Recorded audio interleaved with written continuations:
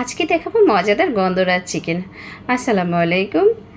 খুবই মজাদার গন্ধরাজ চিকেন বা লেমন চিকেনও বলতে পারেন। আমি এখানে নিয়ে নিলাম রসুন, আদা, কাঁচামরিচ, গোলমরিচ, লং সব কিছু বেটে মিহি করে নিলাম। চিকেনের টুকরাগুলো নিয়ে নিলাম, দিয়ে দিলাম লবণ আর বাটা মশলাগুলি। এরপর লেবু সবুজ পার্ট গ্রেট করে দিয়ে দিলাম। কোনো মতে সাদা অংশ দেওয়া যাবে না, তাহলে তেতো হয়ে যাবে। দিয়ে দিলাম লেবু রস, টক দই, গোলমরিচ গুঁড়া। এরপর ভালো করে হাত দিয়ে মাখিয়ে নিলাম।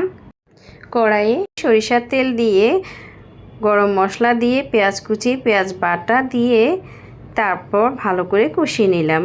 এরপর দিয়ে দিলাম কাঁচামরিচ বাটা। তারপর ভালো করে কষিয়ে ম্যারিনেট করা মাংসগুলি ঢেলে দিলাম। এরপর ভালো করে কষিয়ে তেল উঠে গেলে তখন মাংসের যে মশলাগুলি সেগুলি ঢেলে দিলাম। কষিয়ে দিয়ে দিলাম পানি দিয়ে ঢেকে দিলাম। দিয়ে দিলাম জিরা গুঁড়া।